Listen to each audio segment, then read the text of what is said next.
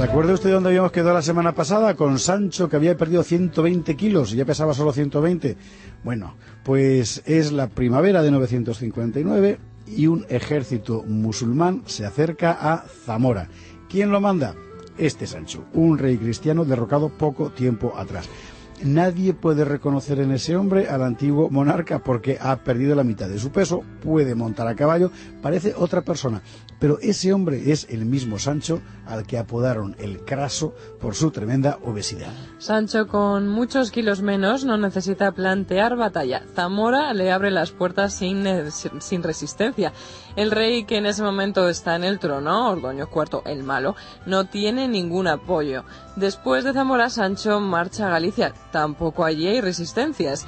La nobleza local apoya a Sancho y le proclama rey legítimo. Las cosas serán algo más difíciles en la ciudad de León, pero también allí, al final, el nieto de Doña Toda es reconocido como rey legítimo. Sancho ha recuperado la corona. Ordoño la ha perdido.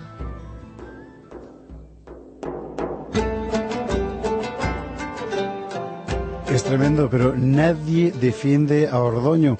Del mismo modo que un par de años antes nadie había defendido a Sancho, O sea, nunca se vio en el reino cristiano del norte a monarcas menos respetados.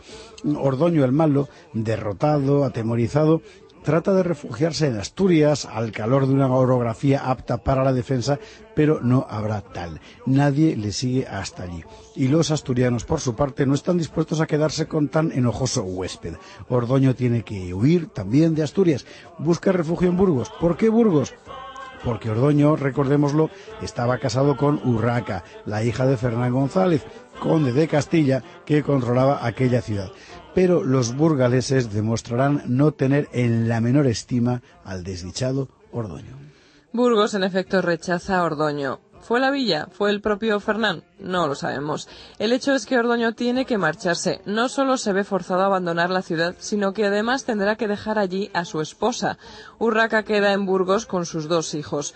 ¿Cómo interpretar este gesto? Parece que solo hay una interpretación posible.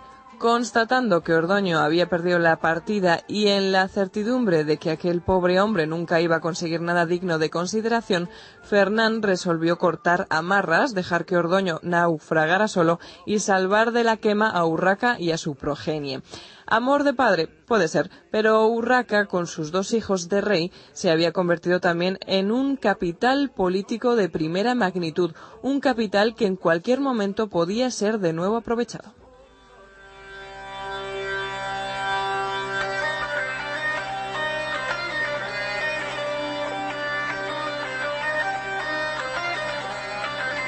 A Fernán González, de todos modos, tampoco le fue demasiado bien en aquel negocio, porque mientras Sancho, con sus auxilios moros, llegaba hasta Zamora y era reconocido rey en Galicia, las tierras orientales del reino, la Castilla de Fernán, eran atacadas por tropas navarras. El rey de Pamplona, García, temía evidentemente que su cuñado castellano, Fernán, aprovechara el caos para ir más lejos de donde debía. Con aquel ataque en tierras castellanas, Pamplona se aseguraba 2 cosas. Una, que Fernán no movilizara tropas a favor de Ordoño, y 2, que el conde de Castilla se viera obligado a reconocer a Sancho como rey. Cosa, por cierto, que Fernán no hizo al menos hasta 2 años más tarde, según los diplomas firmados por el propio conde, durante los que en ese tiempo se escribe obstinadamente reinando Ordoño. Para asegurarse de que el siempre peligroso Fernán quedara neutralizado, los navarros decidieron acudir a los grandes remedios y le cogieron preso. El conde de Castilla fue llevado a Nájera a presencia del rey García I Sánchez. Los lazos familiares que unían a Fernán con la casa de Pamplona, insistimos, era cuñado del propio García, no sirvieron de gran cosa, o quizás sí, su vida no corrió peligro. El rey García tuvo a Fernán confinado en Pamplona a buen recaudo. ¿Cuánto tiempo? El suficiente para que Sancho se asentara en el trono. No parece que Pamplona quisiera forzar demasiado las cosas. De hecho, Abderramán, aprovechando que el conde de Castilla estaba encerrado, pidió a García que se lo entregara y éste se negó. Es más, el rey de Pamplona inmediatamente después lo puso en libertad. Fernán González volvía a Castilla, aunque con un duro correctivo. Pero, ¿por qué el califa pidió la cabeza de Fernán?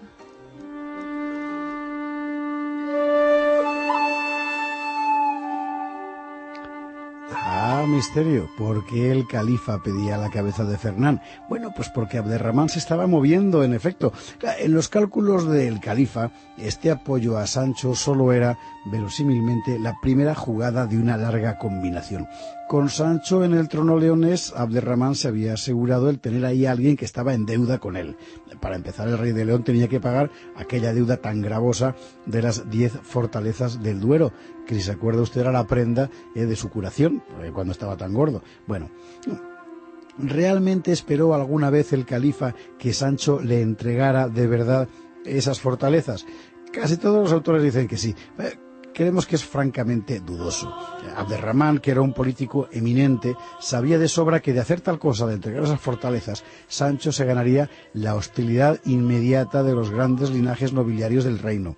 Porque eran precisamente esos linajes, lo mismo el de Castilla que los de Cea, Saldaña y Monzón, y luego los de Portugal, esos linajes, los que controlaban la línea del Duero. Y con esos enemigos, Sancho tardaría muy poco en perder la corona. Por supuesto, Sancho también lo sabía perfectamente, no podía entregar esas fortalezas. Y de hecho, el ex gordo faltó a su promesa, jamás entregó las plazas.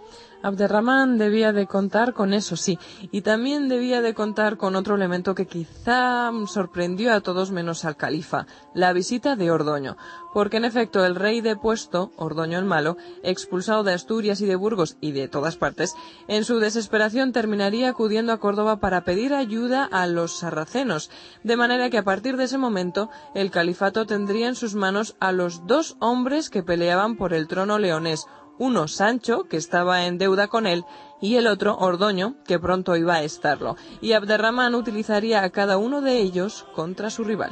La jugada realmente estaba bien pensada. Lo que pasa es que Abderramán III se lo llevó a la muerte en medio de todas estas combinaciones en octubre del año 961. Unos años antes, a finales de 958, había muerto su tía Navarra, la reina viuda Doña Toda, que tantos capítulos nos ha acompañado. En pocos años desaparecían así dos nombres fundamentales en nuestro relato, Abderramán y Toda, dos personajes cuya inteligencia y cuya voluntad de poder había influido de manera determinante en el mapa político de la Reconquista. De este ramillete de grandes nombres solo quedaba vivo uno, Fernán González, el conde de Castilla. Pero Fernán de momento estaba neutralizado, porque el poder correspondía a Sancho.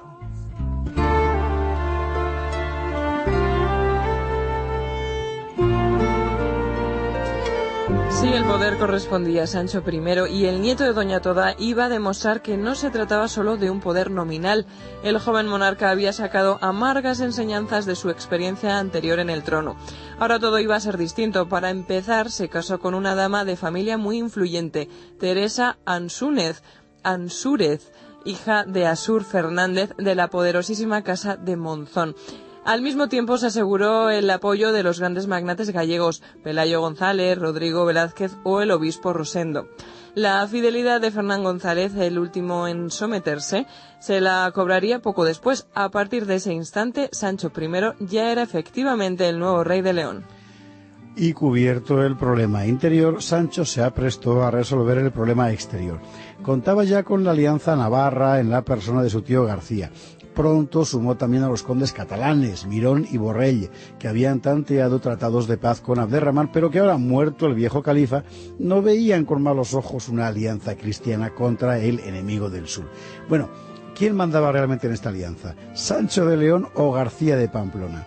El mayor poder militar era leonés, sí, pero la mayor determinación política era, sin duda, pamplonesa.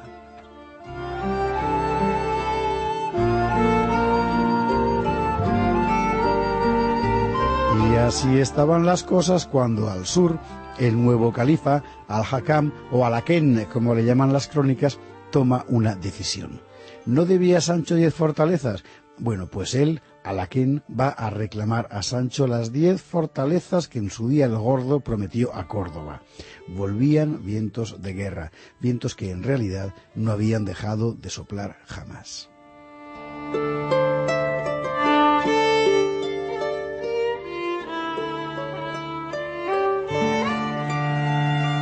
La estrella polar, para no perder el norte.